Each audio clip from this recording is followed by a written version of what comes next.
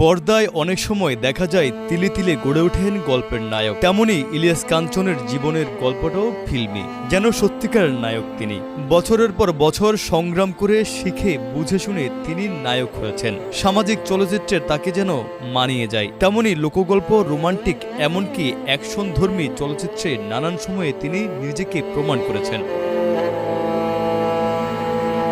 ইলিয়াস কাঞ্চন ১৯৭৭ সালে বসুন্ধরা চলচ্চিত্রের মাধ্যমে অভিনয় শুরু করেন। জনপ্রিয়তার শীর্ষে থাকা কাঞ্চন ৩০০টিরও বেশি চলচ্চিত্রে অভিনয় করেন। তার অভিনীত বেদের মেয়ে জ্যোৎস্না এখন পর্যন্ত বাংলাদেশের সর্বাধিক ব্যবসা সফল ও জনপ্রিয় চলচ্চিত্র হিসেবে স্বীকৃত। তিনি একাধিকবার জাতীয় চলচ্চিত্র পুরস্কার ও বাচসাস পুরস্কার অর্জন করেন। তার প্রথম স্ত্রী জাহানারা কাঞ্চনের মৃত্যুর পর তিনি নিরাপদ সড়ক চাই আন্দোলন গড়ে তোলেন। সমাজসেবায় তার এই অবদানের জন্য বাংলাদেশ সরকার ২০১৭ সালে তাকে দেশের দ্বিতীয় সর্বোচ্চ বেসামরিক সম্মাননা ২১ পদকে ভূষিত করে। তার শুরু করা আন্দোলন নিরাপদ সড়ক চাই জাতীয় স্লোগানে পরিণত হয়েছে।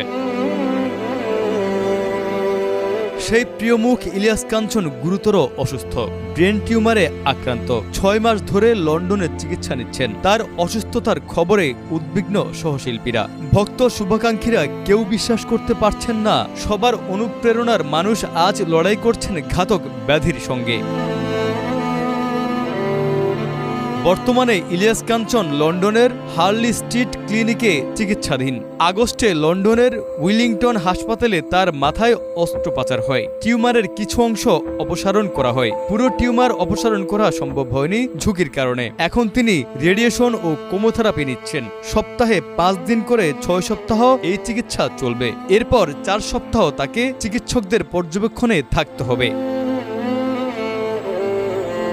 ইলিয়াস কাঞ্চনের ছেলে মিরাজুল মঈন দেশবাসীর কাছে তার বাবার সুস্থতার জন্য দোয়া চেয়েছেন।